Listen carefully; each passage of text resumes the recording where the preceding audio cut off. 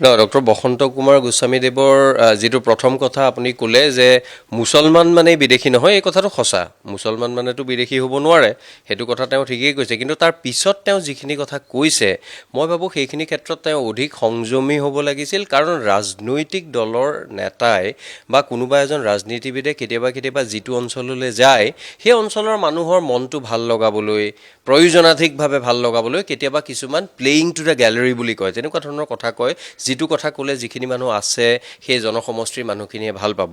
কিন্তু সাহিত্য সভাৰ সভাপতিৰ দৰে তেনে এখনত বহি থকা এজন বৰ্ষীয়ান সাহিত্যিকে মই ভাবোঁ এই ক্ষেত্ৰত আৰু অকণমান তেওঁ মনোযোগী হ'ব লাগিছিল, সংযমী হ'ব লাগিছিল। চৰ চাপৰি অঞ্চলৰ বহু মানুহে বহু সময়ত অসমীয়া ভাষা সাহিত্য সংস্কৃতিৰ বাবে অৱদান যোগাই অহাটো এইটো সকলোৱে এটা জনা কথা। কিন্তু চৰ চাপৰি মানে যে গোটেই জনসমষ্টিটো অসমীয়া ভাষা সাহিত্য সংস্কৃতিৰ প্ৰতি সকলোৱে সমানেই শ্ৰদ্ধাশীল বা আনুগত্যশীল, এই কথাটো কিন্তু মই নাভাবোঁ। যেনেকৈ উজনি, নামনি বা পাহাৰীয়া জিলাৰো সকলো মানুহ পৰিমাণে সকলোবোৰ বিষয়ৰ প্ৰতি আগ্ৰহীও নহয়, সমানে শ্ৰদ্ধাশীলো নহয়, ঠিক তেনেকৈ চৰ চাপৰিৰ মানুহৰ ক্ষেত্ৰতো তেনেকৈ তেওঁলোকক গোটেই জনসমষ্টিটোক তেনেকৈ কোৱাটো মই ভাবোঁ এইটো পৰিহাৰযোগ্য আছিল। তেওঁ সেইটো কথা ক'ব নালাগিছিল। এটা কথা চাব লাগে খালি যে চৰ চাপৰি বুলি ক'লে বা অসমৰ কোনোবা এটা অঞ্চলক লৈ কথা ক'লে আমি এটা কথা মনত ৰাখিব লাগে যে অসমখন সকলোৰে, সকলো বুলি কওঁতে কাৰ 1971 চনৰ 25 মাৰ্চৰ আগতে অহা প্ৰতিগৰাকী মানুহেই ইয়াত অসমীয়া। ইয়াত কোনোবা বেছি অসমীয়া, কোনোবা কম অসমীয়া, কোনোবা এটা বিশেষ ৰাজনৈতিক দলত বিশেষ ধৰ্মত থাকিলে তেওঁ বেছি অসমীয়া হ'ব, আৰু কোনোবা যদি তেওঁ সংখ্যালঘু কিন্তু 71 চনৰ আগতে অহা তেওঁ কম অসমীয়া, এই কথাটোত কিন্তু মই বিশ্বাস নকৰোঁ। কিন্তু মই বেলেগ এটা কথাত ডক্টৰ গোস্বামীদেৱৰ কথা এটা বেছি আপত্তিজনক বুলি ভাবোঁ, যিটো হয়তো বহু সময়ত আমাৰ ৰাইজে এই বিতৰ্কটোত লাগি থাকোঁতে আচলতে কথাটো বৰ বেছি উপলব্ধি কৰা নাই। আপুনি চাওক, নিৰ্বাচনৰ আগে আগে ভাৰতীয় জনতা পাৰ্টীৰ বিভিন্ন ডাঙৰ বিয়াগুম নেতাই এই চৰ চাপৰি অঞ্চলৰ মানুহ, তাৰমানে বংগমূলীয় মুছলমান ইছলাম ধৰ্মাৱলম্বী মানুহক মিয়া বুলি কৈ বহু অপমান অৱমাননা তেওঁলোকক অৱহেলাটো কৰিয়ে আহিছে, তাৰ লগতে ঠাট্টা মস্কৰা ইটিকিং কৰিছে।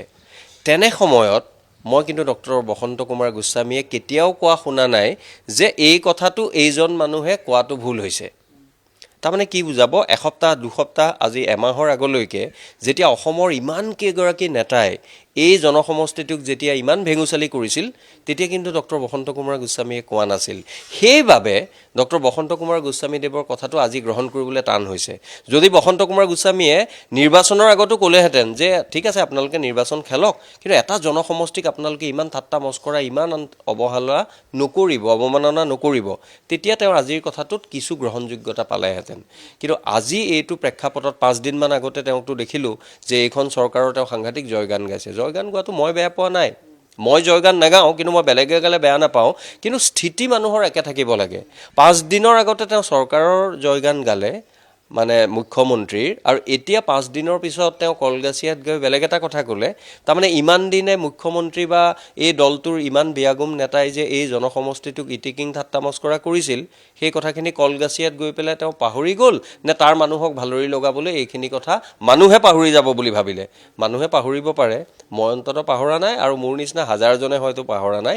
সেইকাৰণে মানুহৰ স্থিতি মোৰ লগত নিমিলিব পাৰে, মই কিন্তু শ্ৰদ্ধা জনাম, কিন্তু স্থিতি সলনি হৈ থাকিব নালাগে।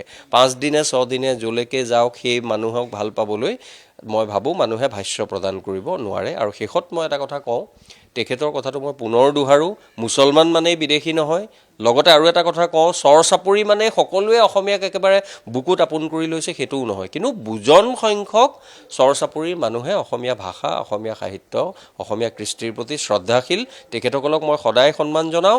আৰু শেষত মোৰ এটাই আহ্বান, 1971 চনৰ 25 মাৰ্চৰ আগতে অহা মানুহখিনিক লৈ অসমত এতিয়া অৰ্থনৈতিক জাতীয়তাবোধেৰে আমাৰ নতুনকৈ জাতিটো এটা চেতনাৰে সৈতে গঢ় দিয়াৰ সময়। এইটো মানুহৰ মাজত বিভাজন অনাৰ সময় নহয়। আৰু সেই কথাটো আনে নুবুজিলেও সাহিত্য সভা বা সাহিত্য সভাৰ সভাপতিয়ে বুজিব পাৰে বা বুজিব লাগে বুলি মই ভাবোঁ।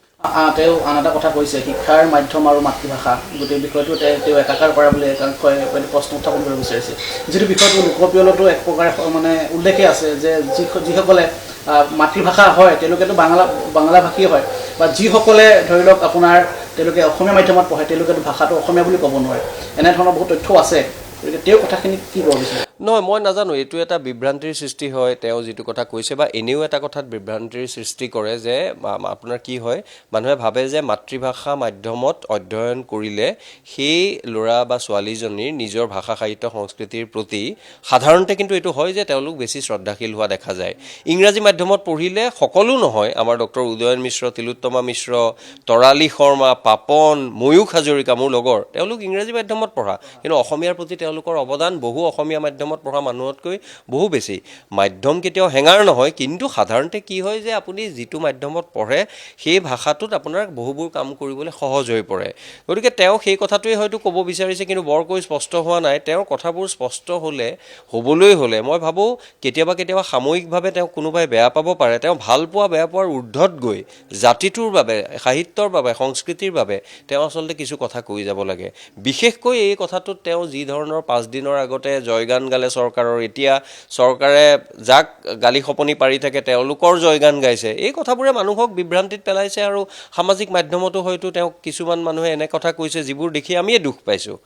গতিকে এই গোটেই কথাবোৰ, আৰু মাধ্যম, মই আৰু এটা কথা কওঁ, চাওক আপোনাৰ অসম জাতীয় বিদ্যালয় বাহিৰে, জাতীয় বিদ্যালয় নুনমাটি, তাৰ বাহিৰে অসমীয়া মাধ্যমৰ স্বয়ংসেৱক সংঘৰ শংকৰদেৱ শিশু নিকেতন আছে, তেওঁলোকৰ কেইখনমান ভাল স্কুল আছে। এইকেইখন স্কুলৰ বাহিৰে অসমীয়া মাধ্যমত বহু মানুহে ইচ্ছা কৰিলেও নিজৰ ল'ৰা ছোৱালীক পঢ়াব আজি নোখোজে। যেতিয়া নোখোজা এটা পৰিৱেশৰ সৃষ্টি হৈছে, তেতিয়াহ'লে আমি কাক সুধিব লাগে? প্ৰথম প্ৰশ্নটো কৰিব লাগে ৰাজ্যৰ শিক্ষা বিভাগক, ৰাজ্যৰ শিক্ষামন্ত্ৰী কোন আছিল, এই ক্ষেত্ৰত কিহৰ বাবে আমাৰ এইটো অৱস্থা হ'ল। লগতে সুধিব লাগে আমাৰ দৰে মানুহকো, বা যিসকল অভিভাৱকে তেওঁলোকৰ ল'ৰা ছোৱালী অসমীয়া মাধ্যমলৈ পঢ়োৱা নাই। মইতো আজি ক'ব পাৰোঁ যে মই সেই সময়ত অসমত নাছিলোঁ, মোৰ ল'ৰা সেইকাৰণে চণ্ডীগড়ত পঢ়িছিল বা ছোৱালী পঢ়া নাছিল, কিন্তু মোৰ এইটো কথা কোৱাৰো সাহস আছে, মই যদি অসমতো থাকিলোহেঁতেন মোৰ ল'ৰা ছোৱালী পঢ়ি থকাৰ সময়ত, মই জানো অসমীয়া মাধ্যমত পঢ়ুৱালোহেঁতেন? আজি মই বুকুত হাত থৈ কৈ দিব নোৱাৰোঁ পঢ়ুৱালোহেঁতেন বুলি, কাৰণ কোনেও নিজৰ ল'ৰা ছোৱালীক গিনিপিগৰ দৰে লৈ বিজ্ঞানাগাৰত আচলতে তেওঁলোকে পৰীক্ষা কৰিব নিবিচাৰে। গতিকে অসম জাতীয় বিদ্যালয় আৰু কেইখনমান শংকৰদেৱ শিশু নিকেতনৰ দৰে সমগ্ৰ অসমত যেতিয়া এনেধৰণৰ বিদ্যালয়ৰ সৃষ্টি নহ'ব, তেনেকুৱা সময়ত আমাৰ নিজৰ ল'ৰা ছোৱালী ইংৰাজী মাধ্যমলৈ যাব, আৰু চৰ চাপৰি বা কোনোবা এটা অৱহেলিত জনসমষ্টিৰ মানুহে অসমীয়া মাধ্যমত পঢ়ি আমাৰ জাতি সংস্কৃতি তেওঁলোকে ৰাখিব লাগিব, আৰু তেওঁলোকক ৰাজনীতিবিদে মাজে মাজে গালি খপনিও পৰি থাকিব। এইটো কি ধৰণৰ ব্যৱস্থাপনা? এই ধৰণৰ যিটো কথা কৈছে, অন্ততঃ মই বিবোধিত পৰিছোঁ, বিমূৰত পৰিছোঁ, আৰু অত্যন্ত হাস্যকৰ যেন মোৰ অনুভৱ হৈছে।